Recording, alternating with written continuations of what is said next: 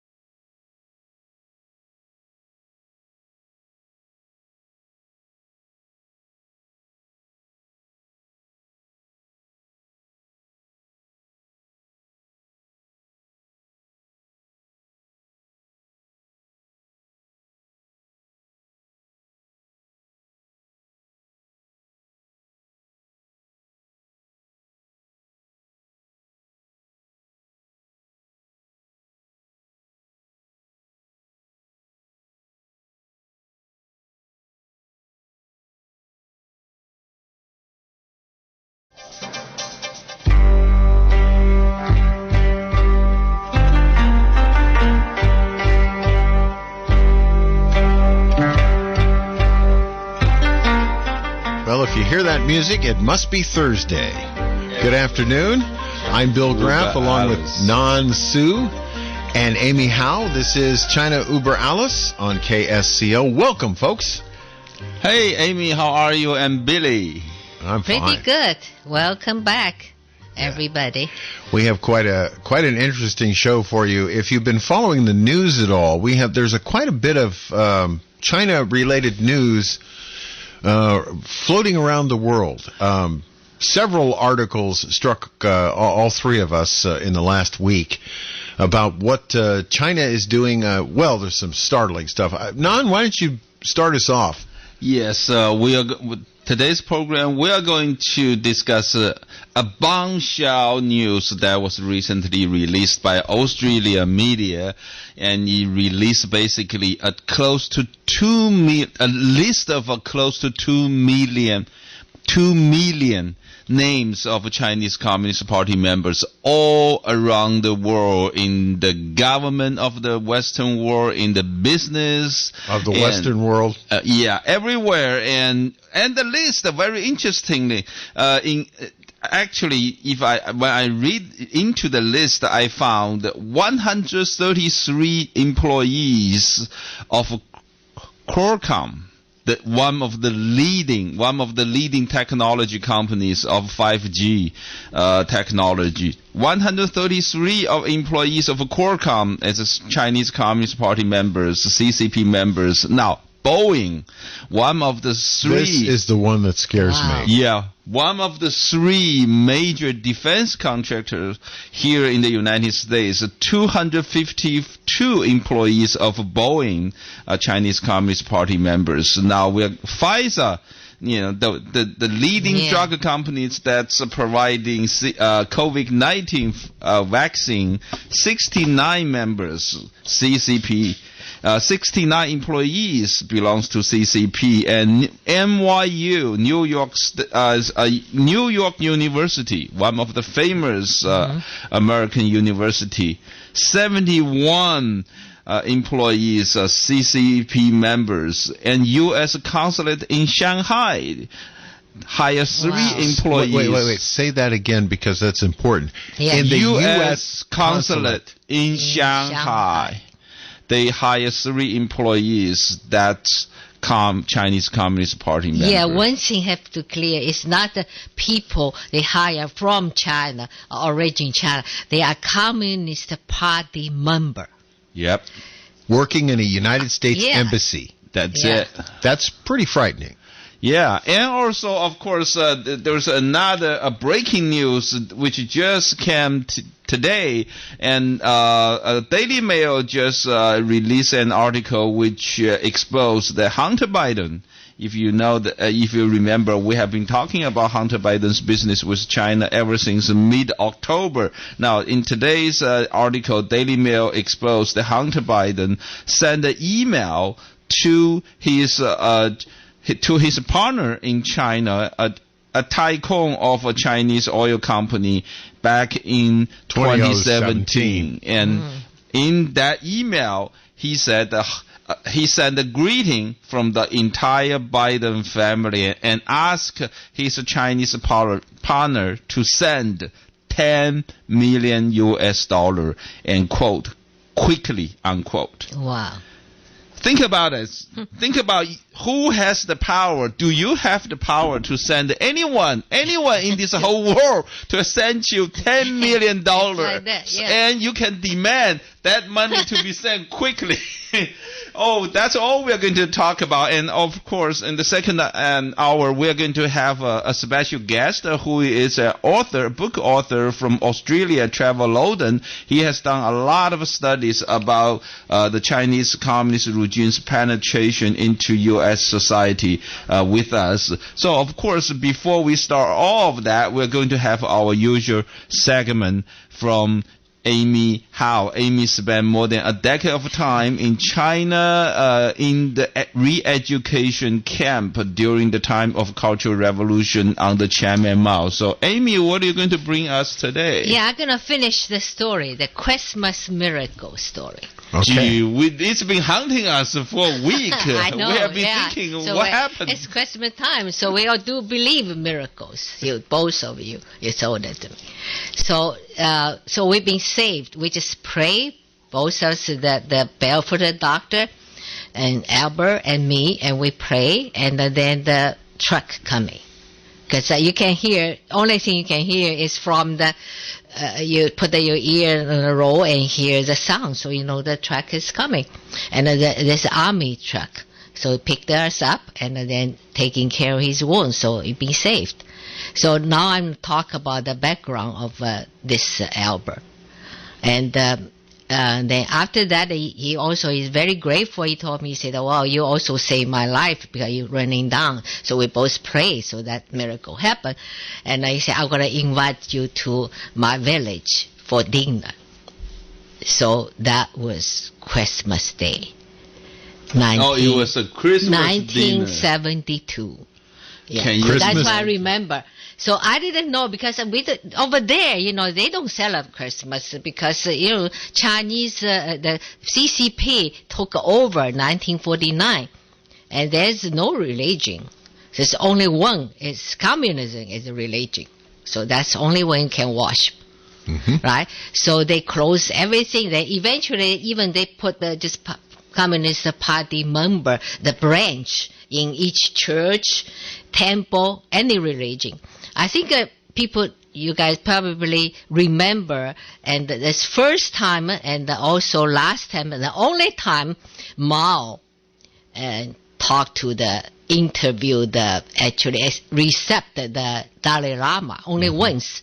And he told him, he said, hey, he said that the religion is spiritual opium. That's from Karl Marx. That's Mao. Yeah, Mao told the Dalai Lama. So that's the end of the story. Because Dalai Lama was thinking, maybe they still can have that religion, and that's the answer. So after that, that's why he left. Yeah, he left. Yeah, that's the last. Yeah, so he think is spiritual. So basically, persecution to religion is really bad over there. So talk about this Albert. And he went me there, and he lived in this high up the mountain, and he showed it to me. And there's a little church. Ooh. A Christian church? Christian church, but they in his village. In his village. Wow. 1972. I just can't believe it. But they're there. Are you talking about 1972? 72, yeah. But it's closed because they always have a service, everything. And his father is a missionary from Burma, but the original from England. So England to Burma and then to China because they're very close to Burma, that place. And they built a church.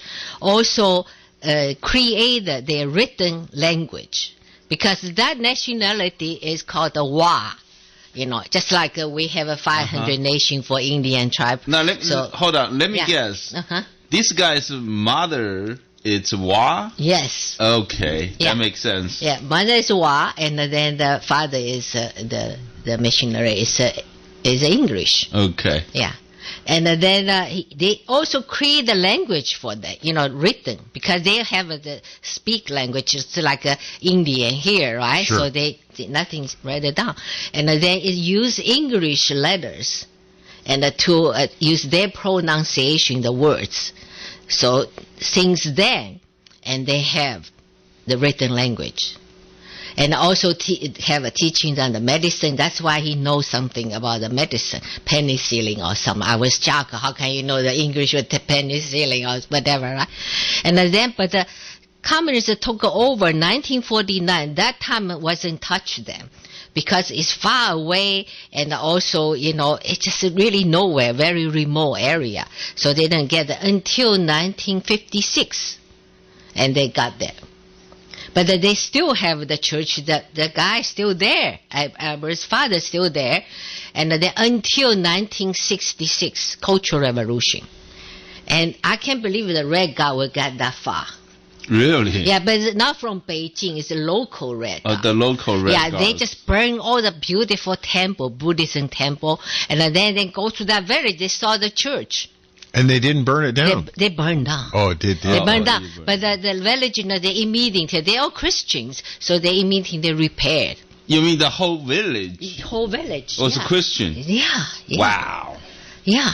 And but they were suffering. I tell you, they really suffering. They capture and this Albert's father, and then put his whole family in the cage, a wooden cage outside. I think for more than a month. Gee. Yeah. Finally, that's the horrible. village at the middle of the night, they opened the cage. They told them to escape. So Albert's father left. And somebody guided him through the mountain and then back to Burma. Oh, left to Yangon. China. Left China to Yangon. But how was his he probably mother? survived. A mother and the kids, and at that time he's still young, so they all... They said stay. Yeah, they still stay. in China. But they didn't kill them, but they were in cage for months. And the whole family. Whole family, yeah.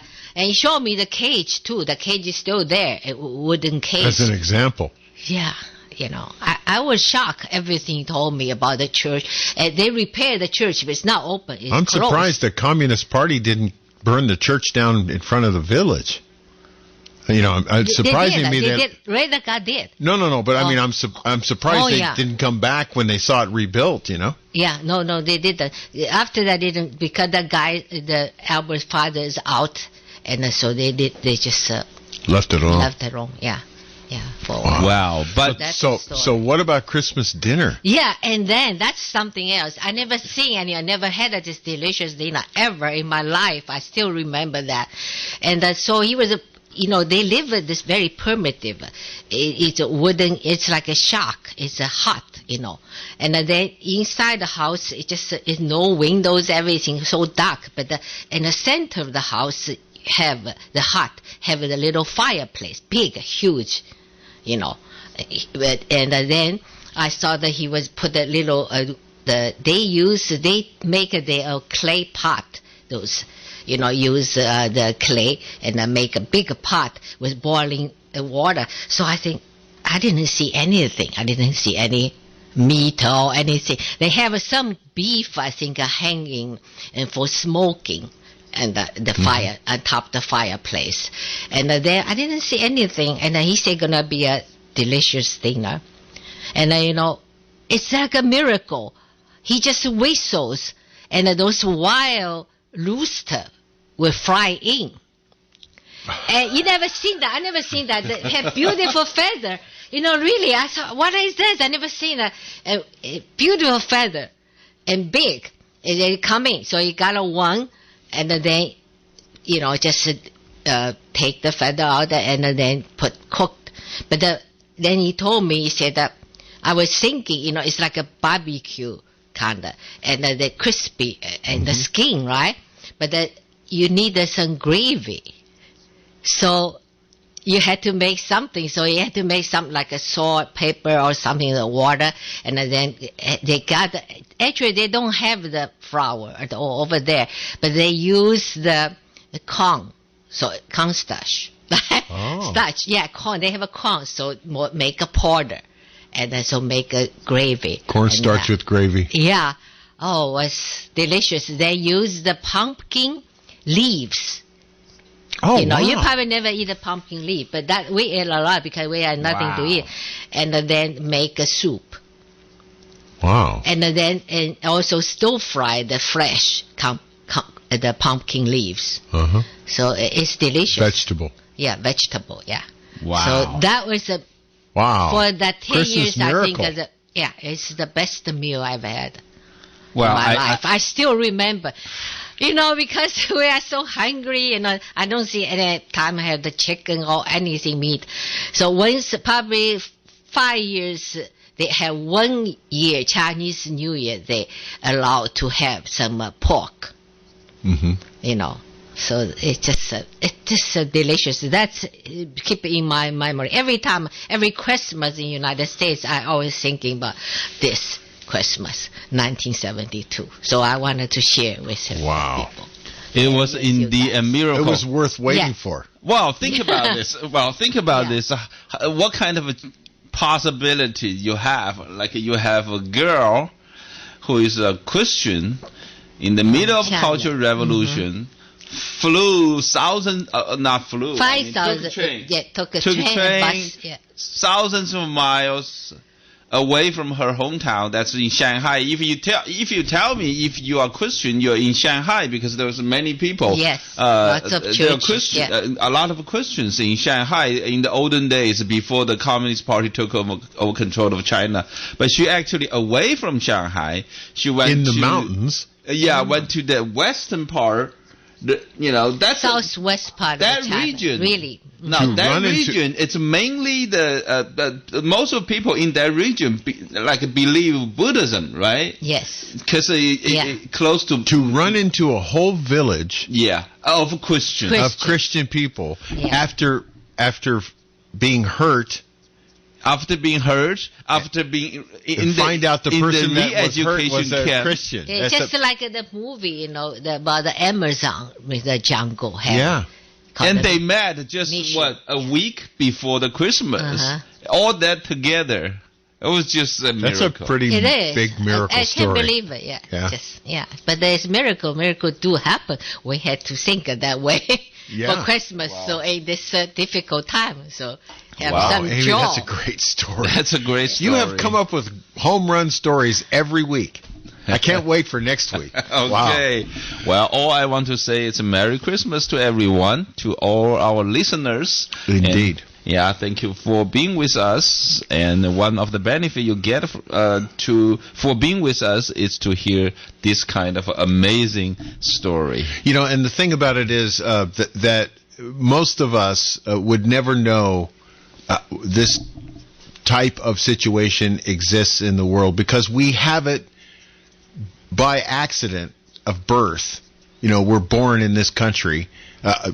I speak of me, not you two, but me. You know, we're born here, and we take so much good stuff, you know, for granted. We don't. It's difficult to comprehend how some people have to survive. You know? Yeah. But that's why I like Amy's stories and why I like to hear that, you know, we really do have it pretty well here. And we really should, you know, watch out around the world for people who want to take our way of life away from us.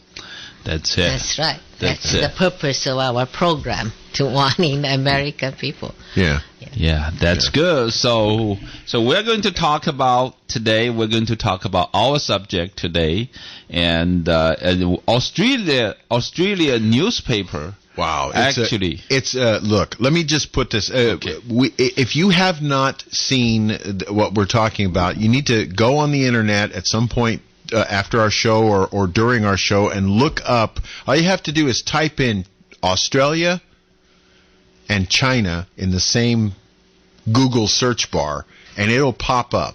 There's stories all over Australia, all over the South Pacific region about the big.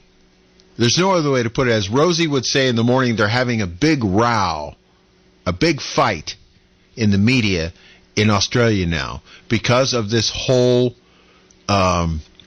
China infiltration, I guess, is the best word to use. Many members of the Communist Party have infiltrated a bunch of different companies and a bunch of different government offices around the world, but Australia sort of blew the whistle. Yep. And it has become a gigantic story in Australia. Yeah, the article basically, they got a leak. I don't know where they get the leak.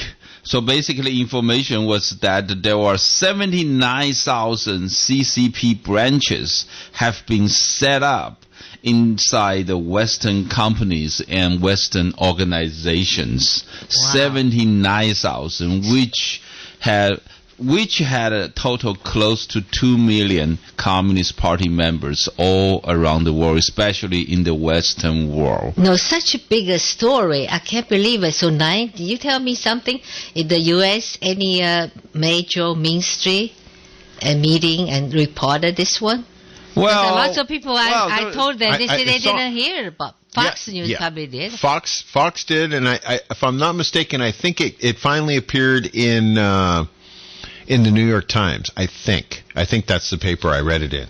But yeah, you think it would be really widespread.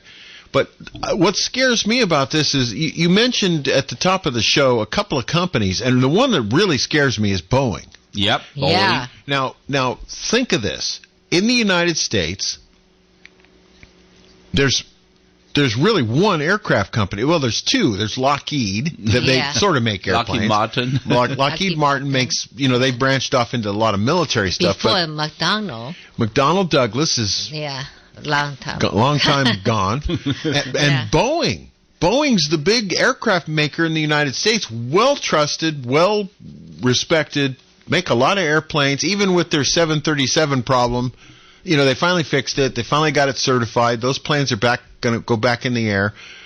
But, Boeing makes aircraft for the military. And they also provide stuff for the spaceship and the missiles. Yes. It's a defense contractor. Defense project. Yes. Yeah, they make a lot of... So anyway... Yeah. This kind of scares me.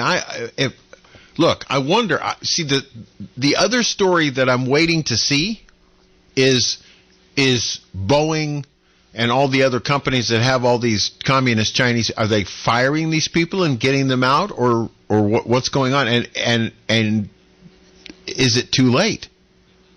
Yeah. I remember when I applied the visa to United States, I had to answer the question, are you a Communist Party member in China? I had to answer. The second time when I become a citizen, I had to answer that question too. So I'm wondering about when those people work for the big company, have a defense project, also some is a government agency, like an embassy, and when they hire them, they had to answer the question or no more? Well, I'm sure they answer the question. What kind of they say they're not. So yeah, I'm sure. No, I don't think those companies actually ask that question. Well, let me. But they just lie. Let me think of it this way: if you're a business that part of your business is to be a defense contractor, is not the CIA going to run a background check on everybody? That's what I mean. Doesn't look like they're from the United States. Yeah. It seems to me they would run a background check. What? I mean... Yeah, I remember somebody, my friend that worked for GE, but that has one project, he's project manager, and they check everything. Even go to her neighborhood to ask questions. Yeah, investigate, really. Yeah. So I don't know, how can those people, that many Chinese, Communist Party member, and being hired. Amazing. And without the security check. And and not just the Boeing, right? The Qualcomm is one of the leading technology companies for 5G. Yeah, Qualcomm look, for a long time, all these fancy phones we had before they were all Qualcomm phones. Yeah. All of them. 133 employees are CCP members. Wow. They got a big CCP branch inside their company. Wow. Well, what do you think? I think it's unbelievable. I just can't believe it. I think they bought everything. The way they penetrate and infiltrate, say, to the Western world is unbelievable. So, but I think a lot to do with the money. Oh, look. Because No question about it. That's the Get buying. understatement. That is absolutely the understatement of the entire program today. Look, my grandfather was a certified public accountant, and the first thing he told me when I got to be about, 10, but we were playing chess. We played a lot of chess when I was a kid. He says, you want to know what's going on with something, the first thing you got to check is you got to follow the money. And okay. And that's the first thing we should check here. Obviously, there's money involved in all of this infiltration and all of these companies and all of these governments. Got to be money. Yeah, and also think about the academic institute like NYU, New York University, very famous university here in the United States. Imagine, this is a private university. I mean, parents paying like tens of thousands of dollars sending their kids to the university to be educated. Think about, I remember, Nan, you told me not go too far, talking about the Stanford. Okay. You said they got lots of money from of China. Course. Yeah, from China. So we don't have to go to New York. I mean, just locally, you will see. Well, think about you pay tens of thousands Stanford. of dollars, and then you have the Communist Party member educate your kids, your children.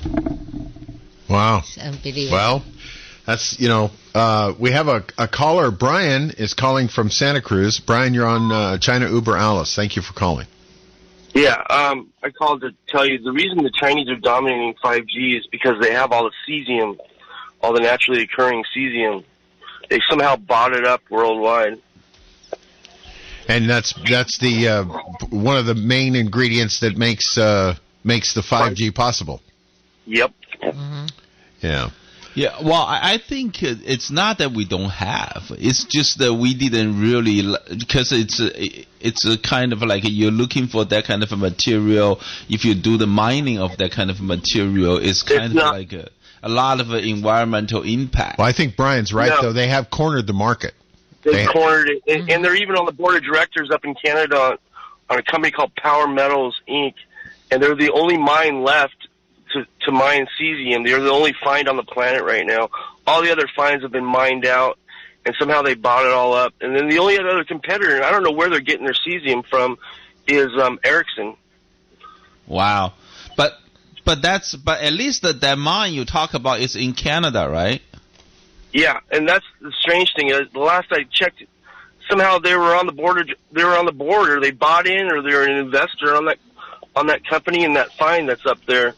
And I think they've managed to buy up everything else on the planet, all the already mined cesium. And I hear there's like some pay dirt left in Australia, but I don't know how much that is. Like they pretty much bought up all the cesium. And don't confuse naturally occurring cesium with like cesium from a nuclear reactor. It's different. Yeah, it doesn't act the same way when they need it to make components. Mm-hmm. There was this talk about the Indians were going to they make cesium that's like a 30-year half-life in the nuclear reactor or something, but I don't understand any of that. But like, if you look into it deeply enough, you'll find that they've got all the cesium. Well, there you go. That's all we need is one company controlling one of the major elements for communications around the world. Yep. And it's like twice or three times as expensive as gold or more. Wow. Well, wow. I've invested in the wrong thing, haven't I? Yeah. Thank you for the call. We appreciate it. All right.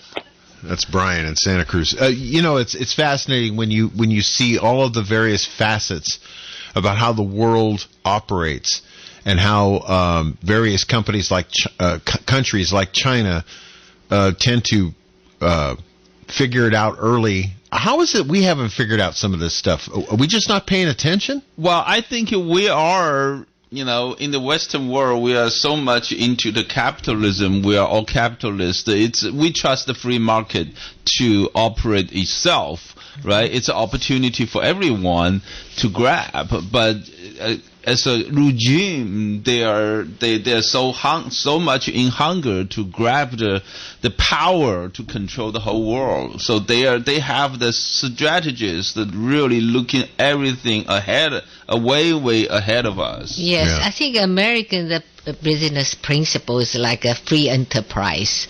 So welcome the competitions, you can do a lot. But China, they focus on how to control.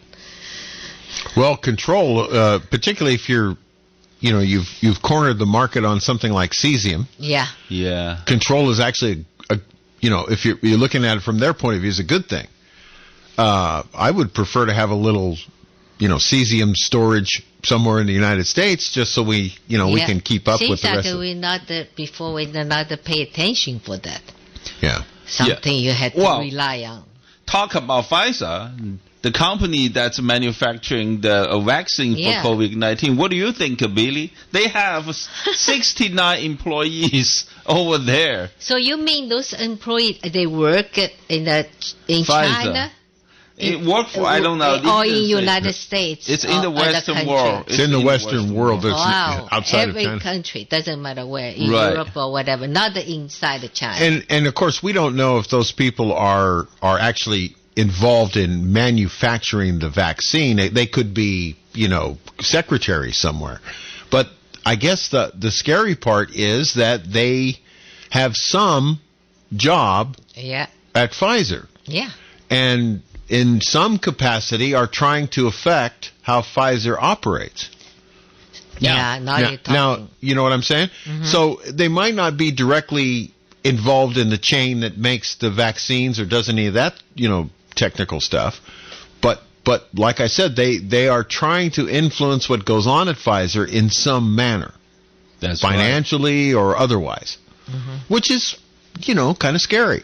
So you think after this report and they will clean the house or just... You would think they would. Ignore. Particularly, well, no. I don't think a company like Pfizer and a company like Boeing are going to leave that information alone.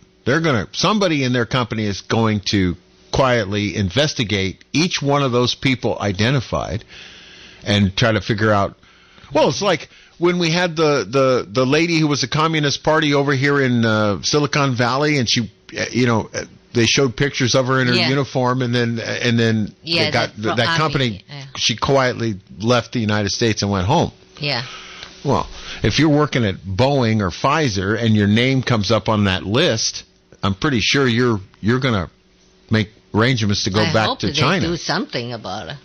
But I didn't hear anything. You hear any report on that issue? Well, the news just came out less than a week ago. Yeah, right? what's the reaction for those companies? Nobody say anything. I haven't heard anything. I never heard anything. Because I haven't heard they reported that much. I mean, do they care? Yeah. A lot of these Western corporations They right don't now, care. they are all in China. They all have business in China. Well, see, that's the other thing I was going to mention. There are a lot of companies that make stuff in China. And it's the reason they've contracted to have things made in China is because they can afford to have it done in China. I mean, it's a business decision to manufacture widgets in Shanghai because it's cheaper than manufacturing them in Southern California. But they say right now, actually, lots of companies, they realize it's not cheap labor anymore. But the only thing they interested is a big market. They just cannot give up that. Chinese market because it's a billion people. Yeah, that's what I'm talking about. But the labor, I think, lots of countries much cheaper than China. Well, they don't have know. to be in China. Well, here it's how they can grab the power. Here it's how the Chinese Communist regime. There is a potential opportunity for quid pro quo, right? Apparently, yeah. Yeah. See, this is the issue. This is the issue once you are in that kind of a position with the communist regime in China, and once they realize potentially there is a quid pro quo for them, they can do something, they will grab the handle. Well, also the other thing is, Amy's right. The market is just so big. Yeah. Even though a lot of people in China don't have any financial resources. You know, they're very poor in many cases. The market that does have some resources is huge. Yeah, unbelievable. It is biggest market. Well, just keep that in mind. That market. Well, you know what illustrated it for me was a number of years ago. This was a number of years ago. A friend of mine, when I was still riding motorcycles, a friend of mine said to me, he said, I want to buy a Harley and ship it to China and sell it. And I go, why? And he goes, well, you know what they cost in China? And I went, no. And he goes, well, you can get the Harley into China, but in order to actually sell it, there's a bunch of tariffs and everything. So by the time you get done, the Harley Davidson in China is $90,000. It's a motorcycle. Yeah. $90,000 a copy. Well, in China, because... So, I mean, they're willing to pay that. Yeah, I can't believe it. Yeah. Well, this is the fair price over there, right? Well, that's what I'm saying. Yeah. That's what I mean. Think of that market. Even if you had to pay all the tariffs up front to ship the motorcycles over there, if you had a motorcycle dealership in China, people, apparently they wait in line for them because they're American motorcycles. That's what they want. And, wow. That's just amazing to me. That somebody would pay that much. Really amazing market. So that's probably the most important thing.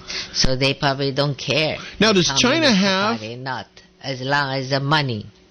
Does China have any... do they make airplanes? Do they make ships? I mean, we know now they're making aircraft carriers. Yeah, they make ships. They make airplanes. They make a lot of this stuff. Yes. That's why they really want to steal all the technologies they can put their hands on, right? And that's probably, I think Boeing should really look into those people, see if they actually have ever leaked anything, the commercial secrets of that Boeing's company possessed into China. Yeah, for instance, recently was talking about the Canadian government decided to training a Chinese military. Oh, really? Yeah, and nobody knows. They quietly, the winter training, and you know why? They want to go to Antarctica. Because right now they have a much better and bigger icebreaker than anybody. But China does. China, yeah. The U.S., I don't think we pay much attention or to invest or to have money to do this icebreaker, and because we have Alaska, so we are, they only the country related to Antarctica, they have a right to decide. China has nothing to do with it. They don't have anything there. Russia does, right? And then... Oh, there are many countries. Yeah. I think there are 22 countries down in Antarctica right Antarctica, now. China, they pretty want harsh. Everything. So they built this big icebreaker, a fast one, and then any other country. Now they want a training. Basically, the Navy want to go to Antarctica. You mean the Chinese Navy? Yeah, that's what they want to go through Canada. Because Canada, they have it over there, for long history. The Canadians are experts on ice. Yes. And so they already decided to training there this year. Never did it before. Wow. So Communist Liberation Army, they're training. So now we have to worry about space. Yeah, also very close to and us. Antarctica. Yeah. Wow. Yeah, they and just go everywhere. That's how the seizing. I would say China Uber Alice, it's really all over. Wow. Yeah, that's a pretty amazing thing. So just a couple of housekeeping things. If you'd like to find out more about the program or you want to listen to past episodes of our show, ChinaUberAlice.com. That's Alice spelled ALLES. ChinaUberAlice, all one word, .com. We have a newsletter you can sign up for. It gives you show notes on the upcoming programs we're having and the shows we've already done. And there's a lot of information there. Also, if you'd like to call and talk to us about this, story that broke around the world just scared the bejeebers out of most people that read it, I'm surprised we don't have more of this information in the mainstream media, but it is. I did see a couple of stories in the national news. NBC and CBS both covered it in their national newscasts about this giant information leak involving personnel in China. If you want to talk to us about it, 479-1080 is the number. And I think that that's one of the reasons that the Trump administration recently shut down the Chinese cultural exchange program. Yes. Oh, which one? Oh, many of them. Many of them. U.S. government has a bunch of cultural exchange programs that the Chinese Communist regime, they can send their scholars wherever the cultural programs to the campus, like Confucius Institute, for example, the famous one, right? And so they shut down 5 major cultural. So what is it? Well, education China chip program. So they will have they will pay for some of the U.S. Organizations and people to go to China, for them to brainwash you. They will. Yeah. There's also MZ went on a trip to China involving commerce. There was basically it was a trip to show what China has to offer for companies and cultural exchange and all that sort of thing. Yeah, of course, it's not for Billy, it's not for Amy, it's not for Nan Su. Well, they wouldn't give us that kind of opportunity. It will be provided by... They probably will if you say you're going to report something. Yeah. So that I will become their United Front project target. Yes. Well, so they have so-called policymaker educational China trip. So basically, they will, if you are policymakers, and then they will offer you that kind of a program, and they also have a so-called China-U.S. Friendship program. Of course. Oh yeah, what is that? Yeah, well, that's widely. That's not only for the leadership, but if you are maybe business leaders, people influential here in the United States, and they also have U.S.-China leadership exchange program. There you go. Wow. Maybe for the business leaders, maybe for the local government officials to go to China. Yeah, well. Go to French. Well, they have things that sound really innocuous, like the Sister City programs. Where your city in California is a friendship city with one in China. Yeah. That's fairly innocuous, but that sort of thing exists as well. It's part of corruption to U.S. government officials. Well, so they learn how to be corrupt. Right? It depends how strong your values are, right? Yeah. If you go there, you are really... Of course, you go to China, they will let you see only wherever they want you to see. Well, that's what MZ found out. They land out the red carpet, treat you like a king. Yeah, but they only show you what they want to show you. Oh, yeah. It's like you were talking earlier about the Confucian statue that they had to rebuild for the tourists. Yeah. They don't believe in Confucianism anymore because of the Communist Party, but they put it back together because it was good for tourism. That's right. So now maybe you can tell us about which those big bank involved have a Communist Party member. For sure. Oh, for sure. Of course, all the banks in China were involved. Oh, by the way... wait a minute. Big banks around the world, not Chinese banks, but Western banks are involved in money. Oh, by the way, I didn't mention all the named list of the CCP members, the 2 million CCP member named list, a bunch of them in HSBC. The British bank. For sure. Yeah, that's the major one. Yeah, that's the major one, right? You will see branch everywhere in the world. Yeah, HSBC. Really, more than any other bank. Yeah. We have a caller. Flinks is calling from Aptos. If I push the right button. Flinks, you're on KSCO. Hey, I was just calling because it seems like the ideas of this show are to talk about how China could take over. Is that kind of what the premise is? Well, like the threat of China? China is becoming a worldwide threat on many levels. And and a lot of folks don't understand that, and that's why we sort of are pointing these things out.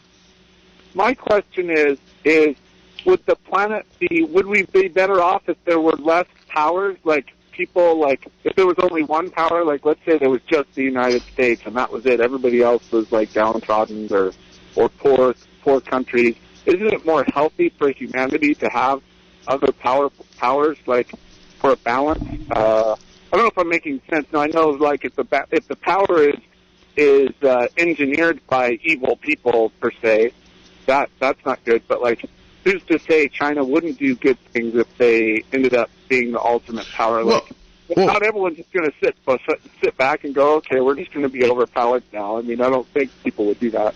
No, wait, though. Really, Flinks? You don't think people would do that? Do you remember the British Empire? Where around the world they were in charge of everything for a while?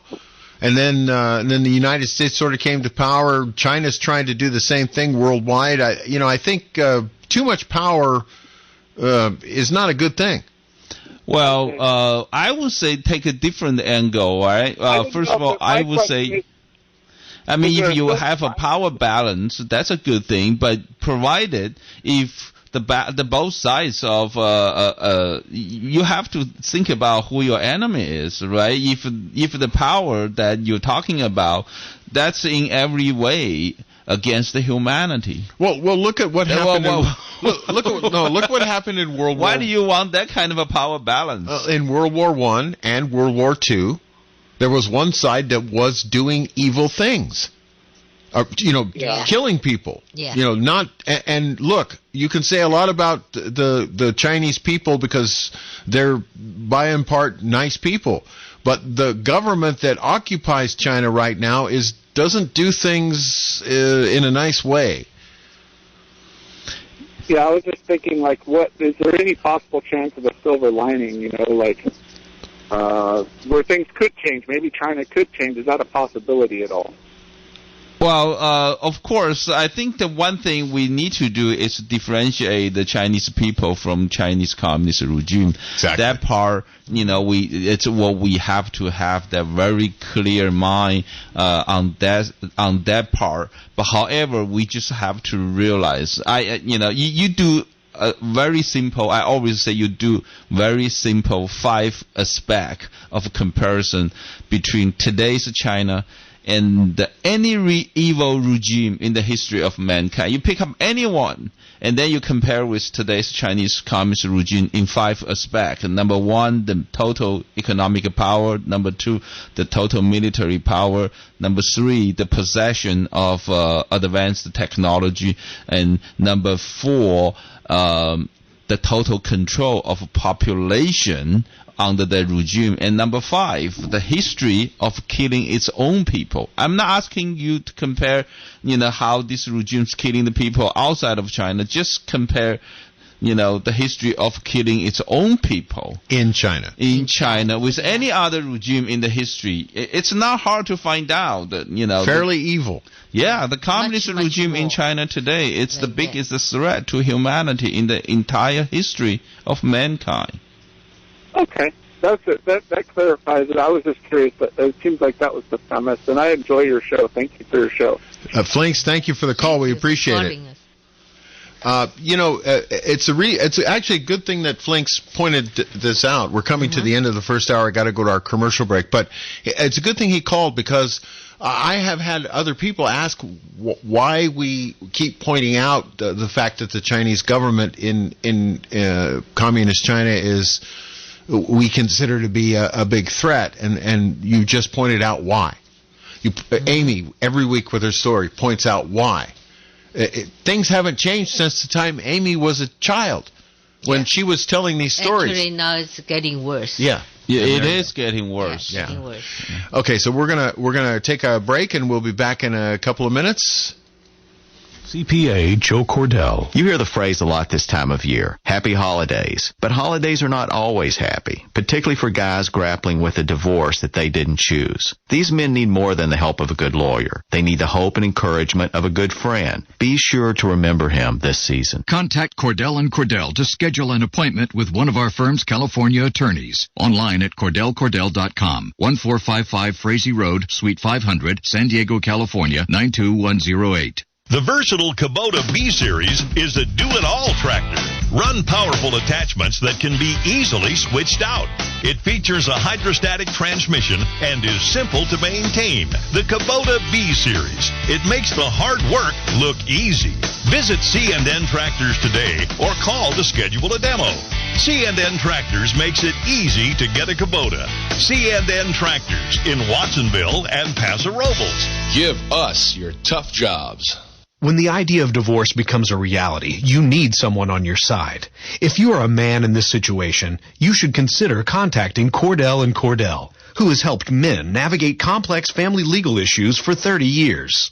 Visit us at CordellCordell.com to learn more. Contact Cordell & Cordell to schedule an appointment with one of our firm's California attorneys. Online at CordellCordell.com. 1455 Frazee Road, Suite 500, San Diego, California, 92108.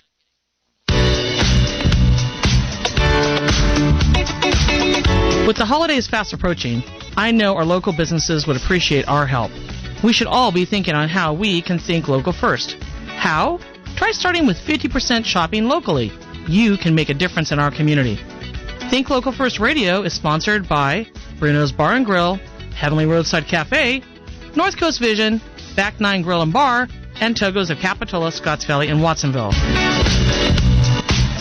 For more information on joining Think Local First and what you can do to support our local businesses in the community, email me, Cami, at cc@ksco.com. Let us get through these trying times together. Think Local First is live on ksco.com or AM 1080 every Saturday from 4 to 5 p.m. Think Local First on KSCO.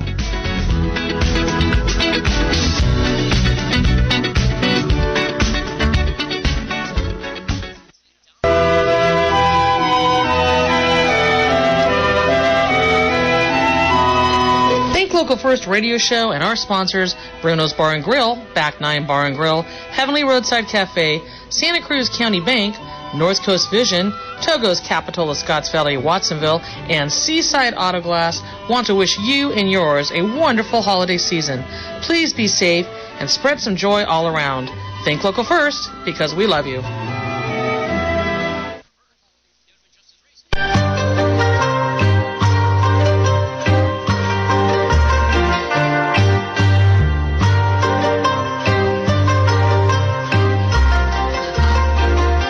Zach in Santa Cruz has called. Do we want to try to get Zach on before the end of the show? Got about 1 minute. Let's try to do that. And if we can't get Zach's comments on the air in full, we'll bring him back for the second hour. Hi, Zach. Thanks for waiting. Oh, hey. Thanks for taking my call. I'll be quick. The last caller brought up an interesting point. But obviously, they don't provide a balance of power. The way they want to do things is to create an imbalance is the way of control. They're trying to control the CCP, that is trying to control the South China Sea. Right. You can hear Amy's story. You know, it's oppressive. It's an oppressive regime. But Charlie Friedman, he said something really wise on his show. He said, you know, if they weren't communist and if they had the same values, the same politics as us, you know, freedom and such, this world would look a lot more Chinese. And I thought that was a really wise thing to say. Yeah, he's actually right about that.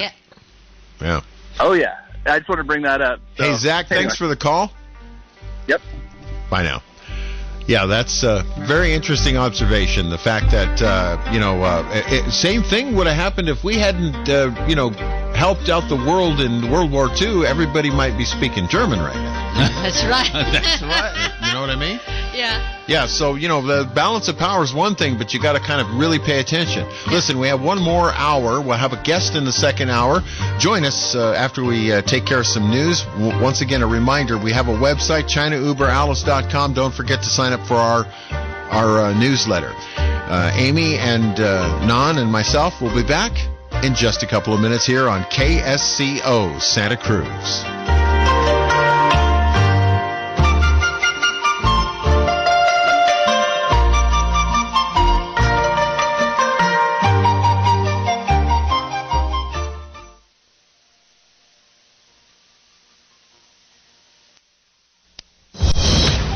Breaking news this hour from townhall.com. I'm Keith Peters. Hackers have gained access to U.S. government computers, sparking serious concern. White House correspondent Greg Clugston reports. Computer systems around the world, including the U.S. government, have been hacked, and authorities suspect Russia is responsible. The cybersecurity unit of the Department of Homeland Security says the hack poses a grave risk to the federal government, state and local governments, as well as critical infrastructure entities and other private sector organizations. The agency warned it will be difficult to remove the malware inserted through the network software. Greg Clugston, Washington. A U.S. government advisory panel has endorsed a second COVID-19 vaccine. The action Thursday paves the way for the shot from Moderna to be added to the U.S. vaccination campaign. The Food and Drug Administration is expected to act quickly to authorize the vaccine for emergency use. The vaccination effort kicked off this week with a vaccine from Pfizer. A second vaccine is urgently needed as coronavirus infections, hospitalizations, and deaths in the U.S. climbed to new highs ahead of the holidays. Utah State epidemiologist Dr. Angela Dunn says that while virus rates have been gradually declining, related hospitalizations and deaths are setting records. We are adding 3,203 additional cases. Our percent positivity is now down to 22.3%, almost a 4% decrease from last week when we were at 26.2%. However, our hospital ICUs are continuing to operate at capacity. Hundreds of millions of additional shots will be needed to eventually vaccinate the general public, which isn't expected until the spring or summer. The government's Operation Warp Speed program has orders for 200 million doses of Moderna's vaccine. That's on top of 100 million doses of the Pfizer-BioNTech vaccine. Officials are negotiating to purchase more doses of that vaccine. More on these stories at townhall.com. Etheric Networks Internet, we design our network to provide lower delay than the cable and the phone companies. Our G6 service covers about 85% of the Greater Bay Area. But we also offer shorter range services that provide about twice as much bandwidth for roughly the same price. And we have neighborhood level G7 service that can be installed within about 3 months, which can provide speeds up to a full gigabit. In addition, we offer fiber network services running from San Jose via Morgan Hill to Monterey via Gilroy, San Juan Bautista, and Salinas. No internet service provider in Northern California has better reviews with the type of coverage area that we provide. Etheric offers service in the Santa Cruz Mountains, Gilroy, Watsonville, Santa Cruz, and into Hollister and Salinas. If you have a community that wants faster internet, ask about our community plans, which can custom engineer special speeds and pricing. Call 650-399-4200 or visit etheric.net online. Don't forget to mention KSCO to receive your $239 discount on installation equipment. Happy surfing. Here's the townhall.com business brief. Stocks rose on Wall Street, reaching more record highs as investors remain optimistic that Washington will deliver another round of financial support for the economy and as vaccines continue to roll out to the public.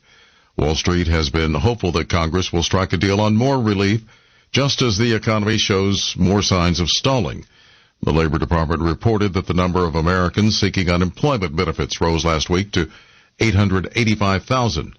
That was the most since September.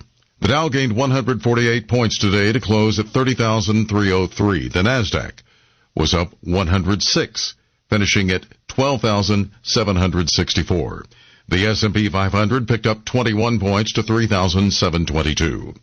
New York oil gained 60 cents to $48.42 a barrel. With business, I'm John Scott. News and analysis at townhall.com. I'm Keith Peters.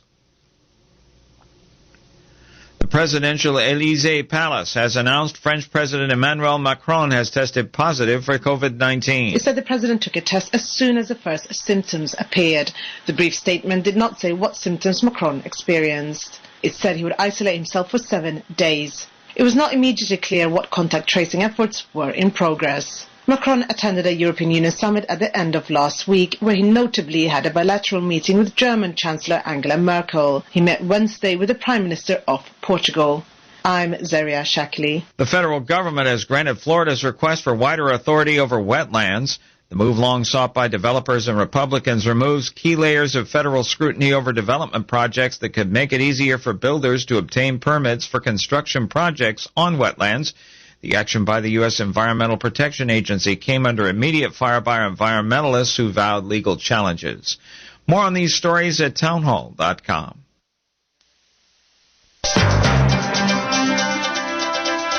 KSCO News Talk time is 3:05. I'm Sam Quentin with your King of the Hill traffic and weather. We will start off in Monterey County, Big Sur to be exact. 46,000 block of Pfeiffer Ridge Road. We have what's listed as a traffic collision with no injuries. However, it's more like this. The vehicle was parked on top of a driveway. The vehicle rolled down the side of the mountain and into the canyon. The vehicle is now abandoned. Can't make that one up, can you? Also in Monterey, Highway 1 northbound at Casa Verde. We have a large black trash bag blocking the number 2 lane, and units are on their way to the scene. Let's take a look at Highway 17 up and over the summit. It is accident-free and moving at the limit. Highway 9 is clear. Highway 1 from the Fishhook down to Monterey, that is also accident-free, moving at the limit. 129, 152, they are clear. Highway 101 southbound between Coyote and Madrone, you will find a slow-and-go condition through that area. It could be anywhere from 5 to 9 minute delay through that area. Your Central Coast forecast for the rest of this afternoon. Sunny skies, looking for a high of 58. Tonight, mostly clear. Overnight lows 37 degrees. It's going to be getting colder. Tomorrow, sunny skies, looking for a high of 60 degrees. Right now, outside the KSCO studios, it is 56 degrees. Now, stay tuned. It's time for the second hour of China Uber Alice on KSCO. Isn't that the first thing the insurance company is going to ask you? Did you set the parking brake? Exactly. My exactly. God. All you got to do is put the car in gear.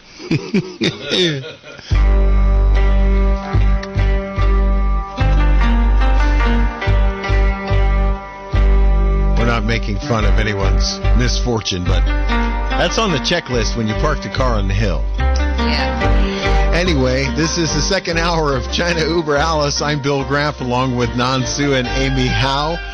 Obviously, Nan and Amy are the two experts on China. I'm just the guy running the controls and asking some basic questions about how things operate around the world. We have a guest coming up in the next couple of minutes. We'll invite you to join us for that. We do have a caller which is who has held over the news break.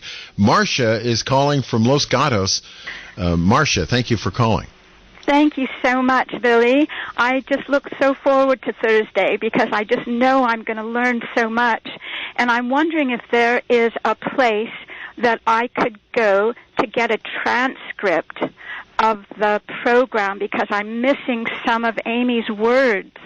And she might say 3 words, but I don't hear the word, and then I can't follow the story, and it's so valuable. I'm wondering if there's somewhere I can go to get a transcript. You know, a transcript is, we do show notes for every show, and they're posted on both the China Uber Alice website and zbsradio.com. That's like Zebra Boy Sam radio.com. Yeah. But I don't know if we have a full transcript available or not. At this time, I don't think we have a full actual written transcript of each show. That's a lot of transcription, as you might imagine. That's true. Amy, maybe you could get a microphone that you could put right around your neck so we don't miss a word. Well, I'll tell you, so valuable. we are using very expensive microphones in the studio. Unfortunately, there are weeks when Amy is not here in the studio with us, and that is, I'm sure, when the programs you're talking about, where telephone is great, the internet is a great thing. Yes. Sometimes together they don't pass audio as well as we'd like. We're working on that. But, I hate to say this, but there are my wife works from home, and she has a pretty good headset, and sometimes still it just doesn't come across on the internet very well. So, well, maybe you could repeat it about 2 or 3 times somewhere along in the story so we could get the whole thing because it's just magnificent. Thank you, Billy. All right. Thank you for calling. We appreciate it, Marcia. Thank you so much. Bye-bye. All right, bye-bye. Yeah, that is always an issue, when we have a remote. It doesn't matter where, I've done remotes in the radio business for many years now, and boy, it's either a good connection or it's not. It's just the way it kind of works out. But. Yes. Yep. Especially not the Wi-Fi. It's not stable. No, it's not. Yeah. It really can't isn't. control. When you got all different kind of a ways interfere with each other. That's what happens. Yeah, that is. So, I guess we were talking in the first hour about how countries interact with each other. I think is a nice way to put it. Sometimes the world gets into situations where countries aren't nice to each other, and it turns into the global equivalent of a food fight. Where we start throwing stuff at each other. Either it's words or it's tariffs or it's bad stuff like that. And then if it gets bad enough, then we stop throwing food and we start shooting. Well, one thing good about America is we have men and women fighting all around the world. Now, as a Chinese American, as a first generation immigrant here in this country, the one thing I really love America is American men and women fighting all around the world for freedom. They never really occupy. After they win the war for the people, right? After they fight for the people's freedom, and then after they gave people freedom, they just left. Yeah.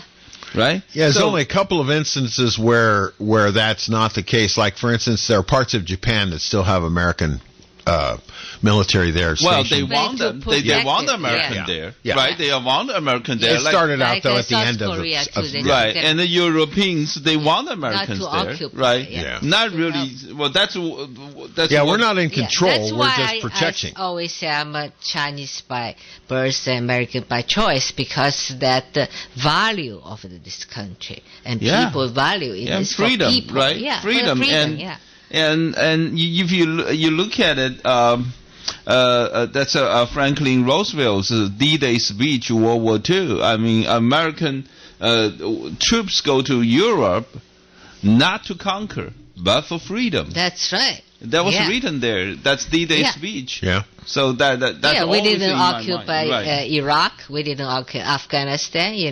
Just help. Or Vietnam. Or Vietnam. Yes. Yeah. So that's a good thing. Of course, it's we remember Chinese. We remember World War II, like Fly Tigers, American. Yeah, Flying Tigers. Help really Chinese fight against the Japanese invasion. Yeah. All around the world for the entire last century until now, we're still fighting for freedom so that's why all around the world for other countries. To come to America, become American, so proud over that. Well, there is a reason. The value, there is a reason why so many people want to come here. Yeah. So think about that. If a CCP, if a China, I mean, it's a good country. So why nobody immigrate there? Nobody say, I want to go to America and become American. Nobody say, I want to be Chinese. Well, I know there are people who want to immigrate to China. To China, yeah. Hunter Biden. Oh, yeah. I think he's the first president made in USA. Made in China, not USA. Okay. He can demand. He can actually demand $10 million, just $10 like million that. We do hear stories. In all seriousness, we do hear stories about entrepreneurs who want to go to China and establish a country and a company and do it in that country. And Elon Musk. Yeah, there are a lot. There's a lot of folks who. But they want the money. Well, yeah, it's an opportunity. You know, I think that's what the big draw to the United States is opportunity. You know, you can come from a place where there's little or no opportunity to a place that offers at least a chance to make it. Mm-hmm. Yeah. Yeah. Well. So I think the people want to go to China to do business. They better think twice, right? They better think twice. Think about how the history of China show us that after Chinese Communist regime took over control of China, how they treat all the capitalists, the business owners inside China. That's right. We should learn, a lesson from history. Think about how they treat all these big business owners like Alibaba or like Jack Ma, right? They want them to join. Remember, we talked about the mixed reform. They asked all these private business tycoons to invest in the state-owned business. Except all these private business owners don't have a say how many shares they're going to buy, and they don't have a say how much the business the government own worth, right? And they eventually don't have a right to say no. They can't say, oh, I don't want to invest into the state-owned business, right? So also basically, they tell you. They tell you what the investment's going to be. Yeah, that's right. Because absolute power, just absolute corruption. So it's so corrupt. People doing business, they should understand a totally different system. Absolutely corrupt. So people doing there to make money, you had to sell your soul to the devil. That's what I think. Well, that's what it is. I think Amy's got an excellent answer. That's what it is. If you really want to do business with China. And also, especially all these high-tech companies, think about this. When our high-tech industry go to China to make investment, eventually, they don't have to send a spy to United States to steal all these technologies, right? Yeah. Oh, because it's already there. It's already there. The reason they want there because they don't have, as long as they don't take money back, they don't have to pay tax. So, big companies. So you make a profit abroad, you don't bring money back. It's no tax. So that's why they don't want to come back. So they can keep all the profits. So China does not have a tax? No, they pay the tax, but I'm talking pay U.S. tax, U.S. corporations. Yeah. So the reason they was keep money over there because they bring money back, they had to pay tax, but they don't want it to. That's why. Well, our guest is on, and so let me push a button here. Well, that's great. Well, first of all, let me introduce our guest in the second hour to our audience. It's our great pleasure to have Trevor Loudon. He's from New Zealand, so don't be surprised if you hear a little British accent from him. And very famous author and speaker, and his book including The Enemy Within. And he has done a lot of studies about Chinese Communist regime's infiltration into the United States here in our land. Welcome, Trevor, to our program. How are you? Hey, look, it's great to be on. Thanks for having me. Wow, did you hear that British accent? From him? Lovely accent. Lovely accent. It's an honor to have you on our program. Yeah, well, thank you very much. Trevor, let me introduce, we have, besides me, Nan Su, we have Amy Howe, and also Billy Graff. Good to hear your voice. Obviously, you have done an extensive amount of research on this topic, haven't you? Look, I have for many, many years. Yeah. Well, that's good to know because we have lots of things to ask you. Nan, you want to start? Yeah. Trevor, tell us a little bit about how you started the study of Chinese Communist regime's infiltration into the soil of the United States. Look, it started. I started studying the Soviet infiltration of New Zealand many years ago, back in the 1980s. And because we elected a socialist government and they banned nuclear warships from our harbours, and that destroyed the military alliance with the United States. The Australia, New Zealand, United States military alliance. And I did a lot of research at the time. I met a man who had been inside the New Zealand Communist Party and had been in Moscow in 1983 when New Zealand's anti-nuclear legislation was actually planned. It was actually planned at Lenin's Institute for Higher Learning in Moscow on Leningradsky Prospect. And what he taught me was this. He said that basically how the communists get influence is they make a policy. It might be a nuclear deal with Iran. It might be Obamacare. It might be a military policy. And then they give it to the local communists of that country, the target country, who then make it labor union policy, and the labor unions make it Democratic Party policy or Canadian Liberal Party policy or New Zealand Labor Party policy. And so that's the process. That's how it works.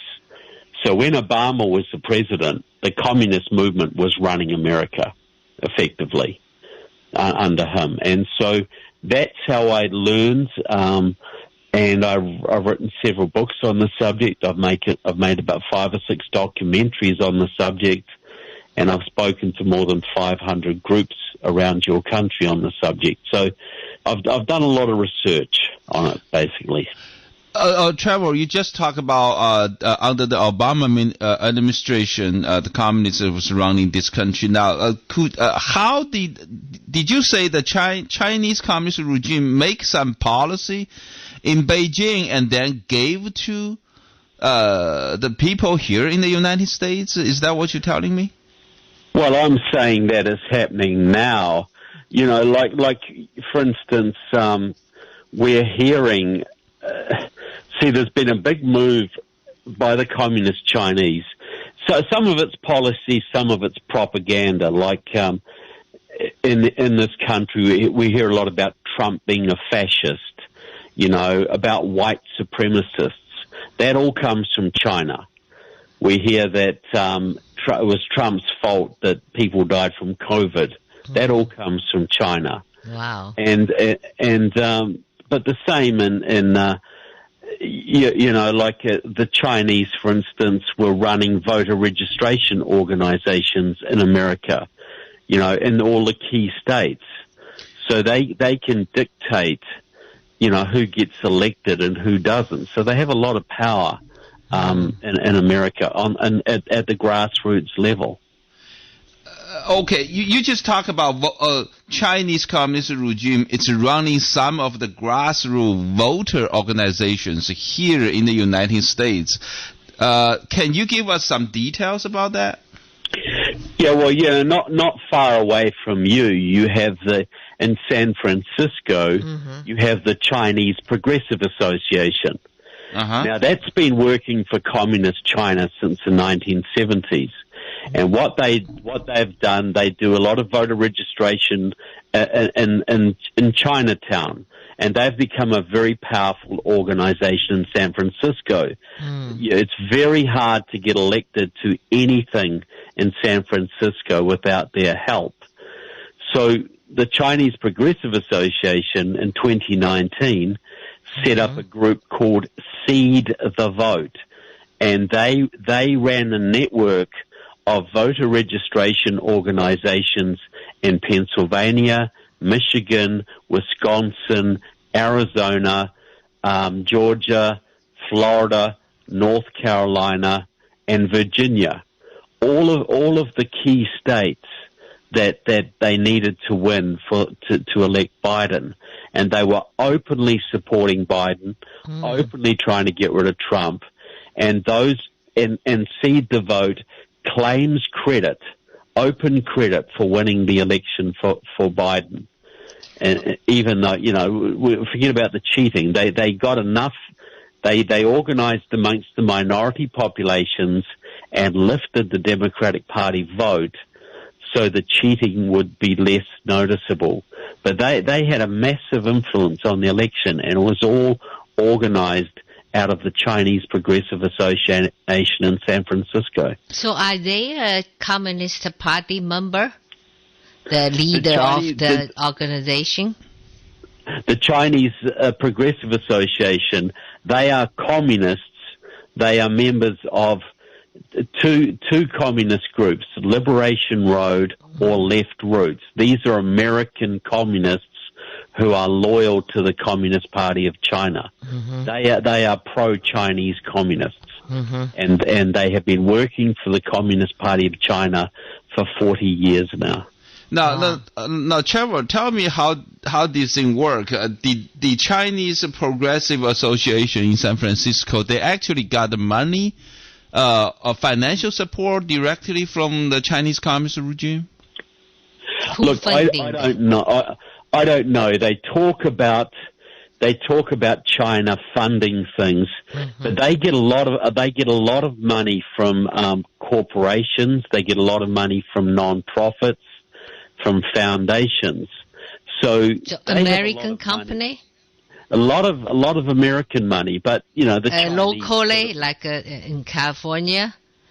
Yeah, but also nationally as well. Mm-hmm. So they have lots and lots of money. They're very wealthy, and they get money from Chinese businessmen in Chinatown. Wow. But see, it would be very easy for China to give them money. They would just funnel it through non-profits or through real estate deals or through legitimate business deals. I don't know if they get money. They don't need to get the money, because they already have enough. But I do know that they take direction from the Chinese consulate in San Francisco. They work with them. They talk with them.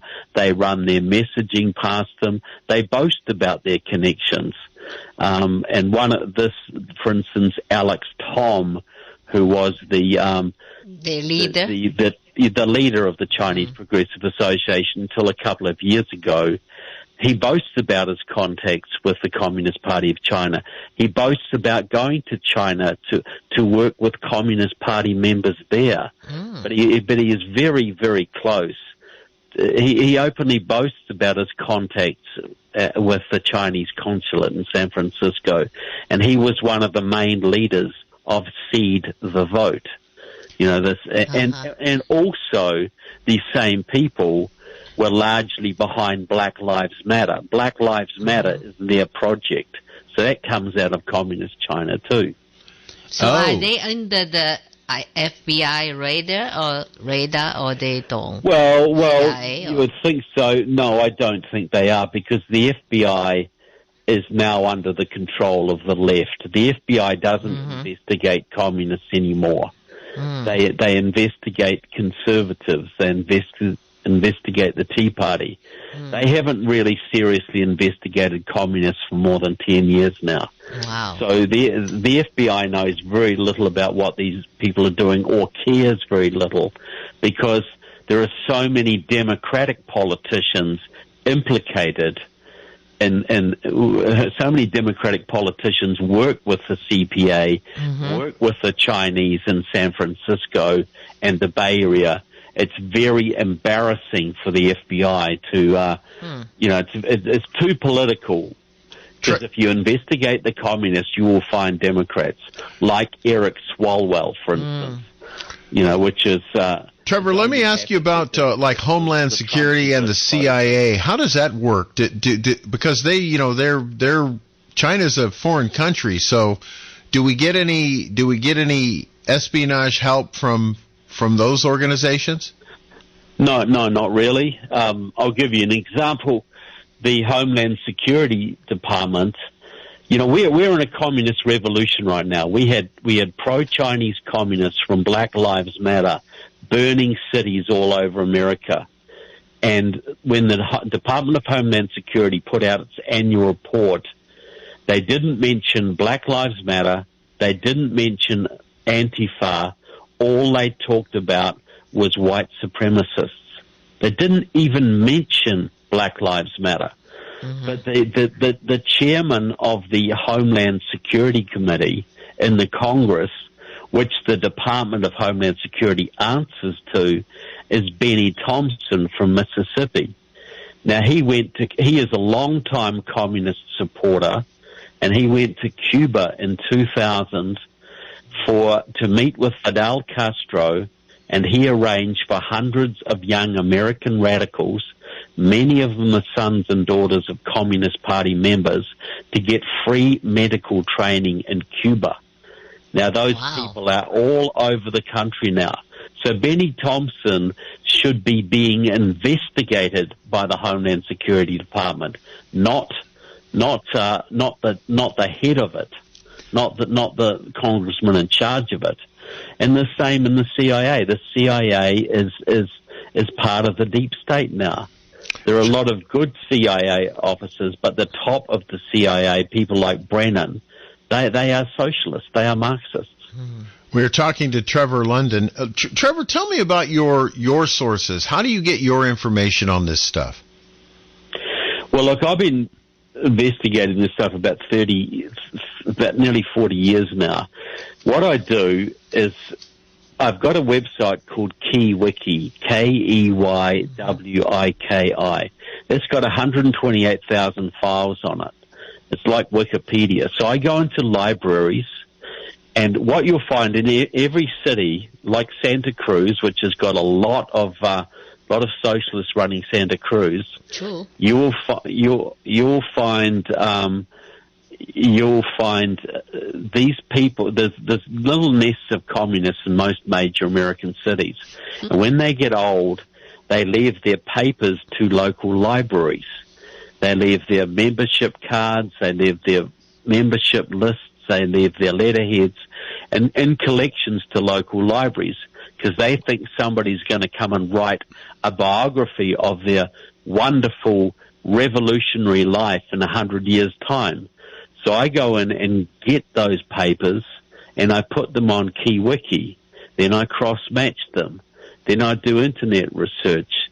Then I interview former CIA officers and FBI agents. And then I interview former communists who have changed their views. So by doing that, I can identify which Congress members have ties to the communists, which local politicians have ties to the communists, and it's pretty extensive. It's not that hard to do if you're willing to put. But you have your personal the investigation, independent. I do a lot of personal independent investigations. I also get a lot of stuff off the internet, but I also have other people helping me and feeding me information too. So it's a pretty involved process. Now, Trevor, you just mentioned something really amazed me, that you say the Chinese Progressive Association actually established an organization. It's called Seed the Vote, right? Seed. Yes.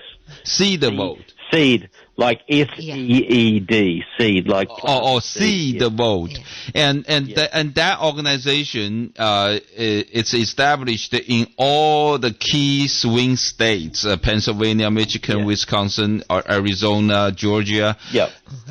How does that work? I mean, the organizations see the world in all those swing states. Are they all Chinese people?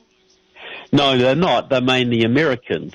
But they are directed by the Chinese Progressive Association. They come from the Chinese Progressive Association.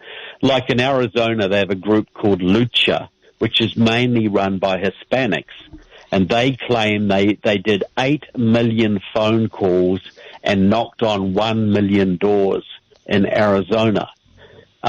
In Michigan, they have a group called Michigan Action, and that's run by the daughter of a member of Left Roots, one of the communists who runs the Chinese Progressive Association. In Florida, it's run by Anglos and Hispanics and some black people, and that's led by Liberation Road, the pro-Chinese communist group. But I'll tell you how this works by giving an example. In Virginia, that state used to be a Republican state. Now it's a Democrat state because a communist group, New Virginia Majority, led by Liberation Road, a man called John Liss. They set up a voter registration organization. They signed up 300,000 minority voters, and they worked with the governor of that state to legalize voting for 200,000 felons. And that's the votes they used to flip that state from Republican to Democrat. But this is how they did it. They used very sophisticated maps, and the GIS mapping. They have every precinct in Virginia is mapped out, who lives where, what ethnic groups live in what areas, so they can send Iranian canvassers into Iranian areas or Puerto Rican canvassers into Puerto Rican areas. And those maps are generated by a geography professor, a Liberation Road comrade, a communist who works, an American who has worked for the last 10 years out of the geography department of Wuhan University, China.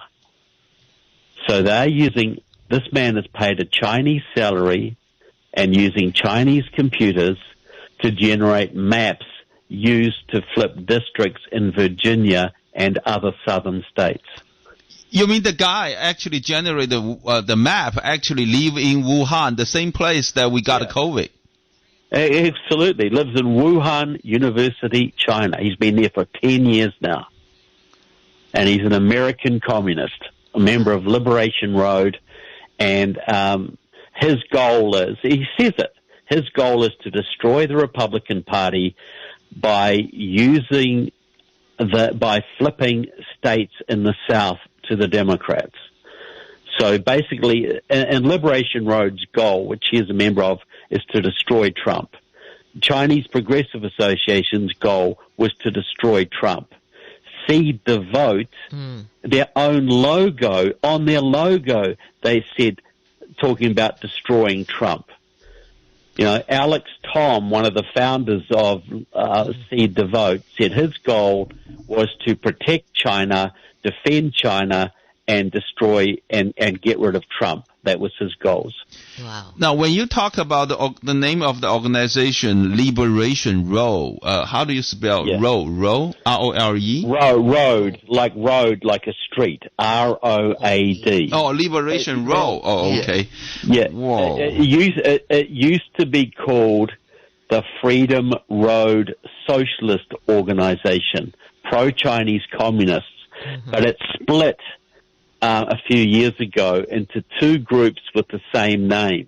Now, one of those groups is now called Liberation Road, and the original Freedom Road Socialist Organization, they are the groups that started the rioting when George Floyd was killed in Minneapolis, and they burnt Kenosha. They burnt about 20 cities around the country. But the other group, Liberation Road, they are the people behind Black Lives Matter, and they also work very, very closely with the Chinese Progressive Association in San Francisco. Now, another question I have in my mind is you just talk about that Black Lives Matter is actually founded by Chinese Progressive Association. How did you establish that link?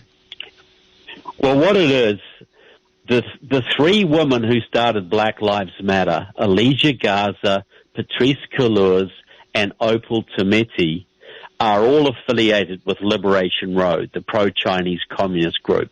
Oh. But Alicia Garza has been friends for 20 years with Alex Tom, the leader of the Chinese Progressive Association, and Seed the Vote.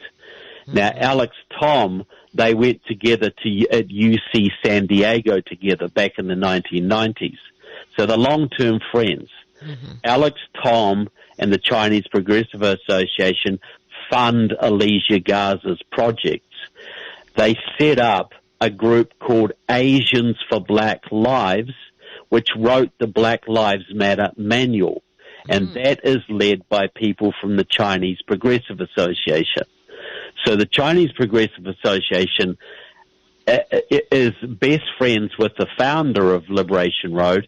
She Alicia Garza has been involved with the Chinese Progressive Association since at least 2012, a year before she started Black Lives Matter. And so the Chinese Progressive Association, through Asians for Black Lives and through Alicia Garza, is, in my opinion, the guiding force behind behind Black Lives Matter. I see. Wow. So are they basically funding by the CCP? That's hard to know, you know. The thing is they don't really need it because they get so much money from big corporations. They get money from Google. They get money from churches. You know, look, it would be I'm sure the Chinese Progressive Association gets money from the CCP. But it would be, you know, they have a long-term relationship with the Chinese consulate. But it probably comes through businesses. The Chinese Communist Party probably does real estate deals with local businessmen who then donate to the Chinese Progressive Association. You know, it's not hard to do this. But so it's hard to prove the funding, but there is a very clear line between the Chinese Communist Party, the Chinese Progressive Association, and both Seed the Vote and Black Lives Matter. And they are all very closely integrated. Sounds like it may not be financial help, but more organizational help. But they're not under the RS and directional help, so you cannot. Now, you mentioned there were a couple of things I still want to ask you. You mentioned that they're using the idea of using the white supremacists to attack Trump. Was that an idea from China? Well, that is what Trump's security advisor has been saying, that the Chinese deliberately promoted the idea that Trump is a white supremacist, and that is exactly the same idea that Black Lives Matter and Seed the Vote and the Chinese Progressive Association and Liberation Road and Freedom Road Socialist Organization, all these pro-Chinese groups have all been promoting the same idea. You know, from the moment the action, you know, I'm come from China in 1982, so I've been through the Cultural Revolution. I think the action, the movement, pretty much copy the Red Guard during the Cultural Revolution. Like I tore down the statue, rewrite the history, burning all the culture, so, you know, those kind of things. Pretty much copy of the Cultural Revolution. I would say, my God, the Americans have a Cultural Revolution last that. That is exactly about 20 right. cities they've been there. Yeah. Yeah, that is 100% correct. This is modeled on the Cultural Revolution. This is why you see people being, you know, marginalized and fired from their jobs. You see statues being ripped down. Yeah. Just like the Cultural Revolution. This is what we're seeing in America right now is a Maoist revolution. Yes. That's what we're seeing. Absolutely. Now, do you think these organizations like Chinese Progressive Association and Black Lives Matters, do you see these people actually go to China, receive training? Well, they certainly go to China. Like, you know, Alex Tom has been to China several times. He's lived in China. They have many people living in China, you know, for long periods of time. And so Alex Tom went to China. He took a delegation of people from the Chinese Progressive Association to China in 2013. Then they came back, and in 2014, Alicia Garza of Black Lives Matter and Lucia Lin of the Chinese Progressive Association, who went to China, where they met Communist Party members with Alex Tom. They both went to Ferguson, Missouri, where they met with a group called the Organization for Black Struggle, which is led by Jamala Rogers, a Liberation Road communist, and they are the people who burnt Ferguson, Missouri in 2014. So that was a trial run for what we saw this year. And that was organized by the same pro-Chinese communists, and they talked, and Lucia Lin went out to meet with them, and she had just been to communist China before that. Wow. And also, okay, another question. You also talk about the relation between Chinese communist regime and Antifa here in the United States. Well, what can you give us some details about how they work? Well, I don't say that Antifa is connected directly with communist China. Antifa has direct connections with Venezuela and other foreign countries, and I believe Cuba too. And they are both friends of China. But Antifa is connected to a lot of different communist groups, and also to terrorists in the Middle East as well. But see, this is more than just China. You know, like Black Lives Matter is connected to former East German communists. It's connected to China. It's connected to Venezuela, and it's connected to the Palestinian terrorists. So this is a whole network. China is the main focus, but they're connected to other groups as well. And Antifa has all sorts of foreign connections, but not so much to China, more to the Middle East and Latin America and Europe. I mean, it's hard to believe. I'm the first generation immigrant from China. I come here. I just really love this country. I mean, but you talk about all these organizations, these people. They are Americans. They want to go to China to meet the Chinese communist regime and come back to really challenge the system here. Look, you have a whole lot of young university graduates, second-generation Chinese, black, Latino, white, who have been drawn into the Maoist movement. And that goes right back to the 1960s. You know, the anti-Vietnam War demonstrators, SDS, they were all Maoists, Cultural Revolution people. And so those organizations still exist, and they've still been recruiting people all the way.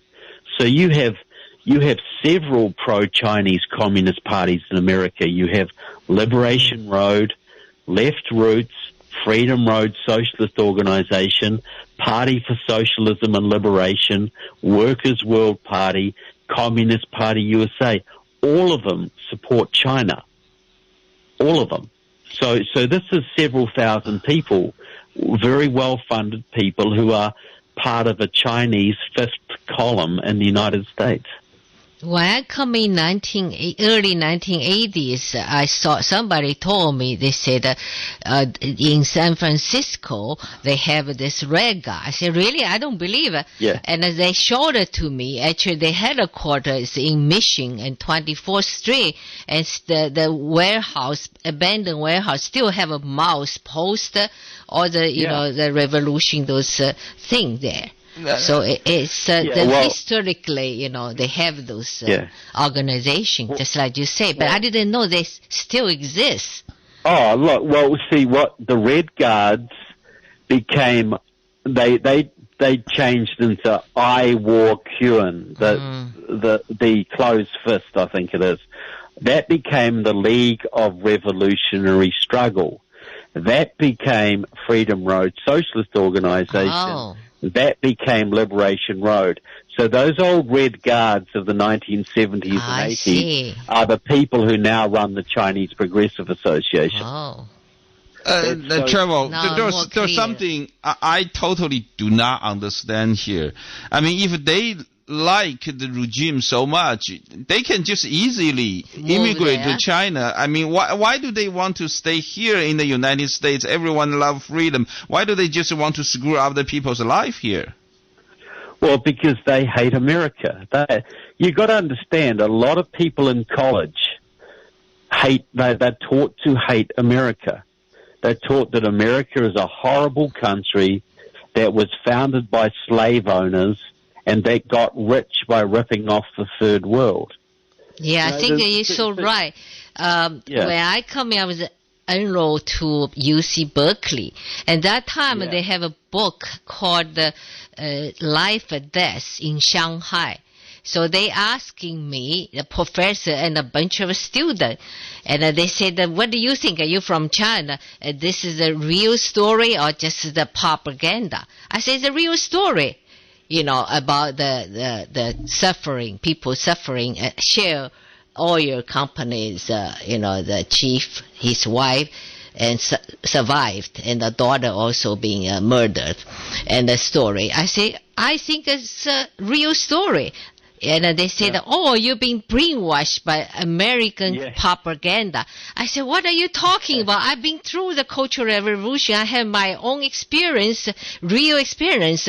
What are you talking about? That shows, in Berkeley, those professors and lots of students, they're very, very left. Very, that time they called them pink. I think it's pure red, not pink. Oh, look, absolutely. See, Berkeley, because it's very close to the Chinese consulate, Berkeley, Stanford, they have had strong Maoist communists there for 50 years now, more than that.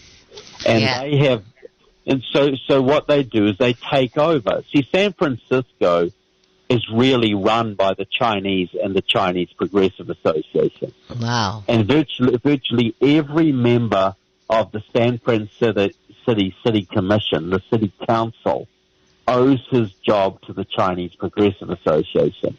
Virtually every congressman and senator in the Bay Area is tied into the Chinese in some way or another. Dianne Feinstein, Nancy Pelosi, Eric Swalwell, many more of them.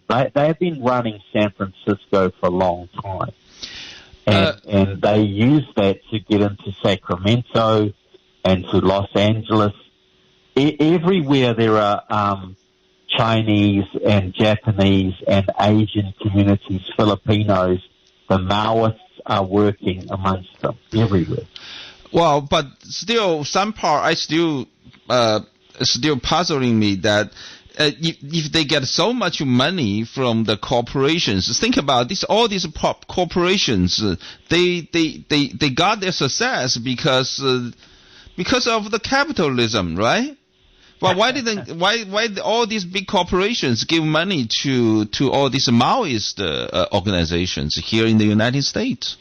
Well, because if you think about this, if you're in a big corporation, you don't really like competition very much. Like the American corporations are not like American small business. American small business is about competition, playing honestly. But a lot of these big businesses, they like the communist Chinese model. They like the idea where you have a strong party, but you still have big business, but everybody does what they're told. Right? And they like the monopoly. And they like the monopoly. So you have a lot of big business that actually, like Bill Gates and his friends, they actually like communist China. They think the Chinese model is better than the American model because there's no competition for them. They have a monopoly. Yeah, not the free enterprise. That's right. And it's not real free enterprise. It's really crony capitalism. It's really corporate socialism. Yeah. That's really what it is. Real imperial capitalism. That's what they used to call America. That's right. China is now what they used to call America. And so you've got a lot of, and the Chinese, like Trump's security advisor said recently, he said the Chinese government has bribed and blackmailed so many American politicians, they can determine which laws pass the U.S. Congress and which don't. Wow. Now that should be front page news in every newspaper in the country, and most Americans have never heard of this. John Ratcliffe said this, that the Chinese government can control which legislation passes through the U.S. Congress. Trevor, We're running out of time here. I want to give you an opportunity to tell folks how to find out more about you. Tell us a little about how folks can find out more about what you do. Yeah, go to trevorloudon.com. Trevor Loudon, and you can get my books and my DVDs online, or just look me up on Amazon. Just Trevor Loudon, Loudon. My books and DVDs are available there. My DVD, Enemies Within, was on Amazon Prime. It was seen by 3 million people, but they took it down just before the election. You can still buy it in hard copy, but that details the extensive communist and Islamist infiltration of the U.S. Congress and the U.S. Senate. Trevor Loudon, thank you for being with us. We're just out of time, or we'd love to have you on again. Look, anytime, guys. It's a pleasure. Really welcome. And, thank you so much. Thank you so you much. just told at least you just told me a lot of amazing information I have never heard of. Extensive work, really. Excellent. Well, thank you. Well, next time I'll tell you about some of your Santa Cruz communists, too. There we go. That's great. I'd like to know. Thank you very much. Okay. There's a lot more to tell, so I'm happy to come on again. All right. Take care. Thanks very much. Thank you. Satisfy your hunger right now with the delicious ramen and sushi you'll find waiting for you at Kaito. A couple of minutes walk to the ocean at 830 41st Avenue in Pleasure Point. Special orders welcome. Fresh, delicious, and oh so good. Hello, this is Koji. I'm looking forward to seeing you at Kaito.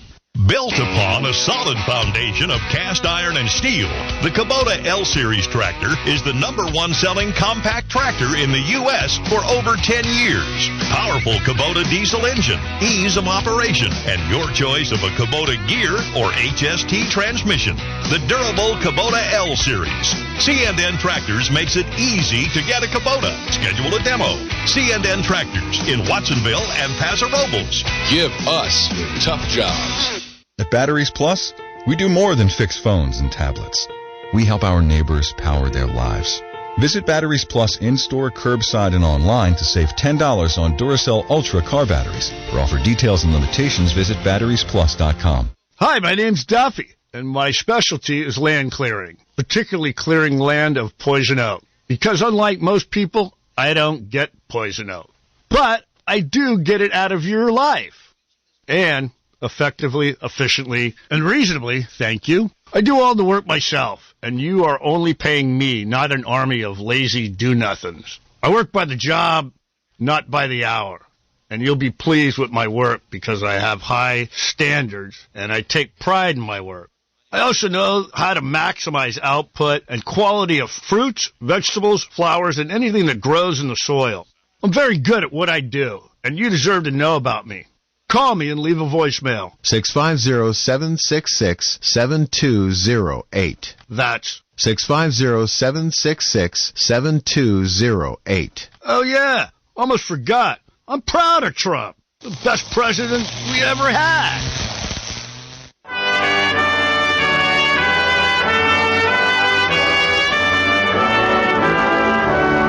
Hi, it's Charlie Cutman from the Garden Company Nursery and Gift Shop. On behalf of my wife Maria and the entire staff of the Garden Company, I want to thank you for your support, especially during this challenging year, and wish you and your family a very happy holiday and healthy new year.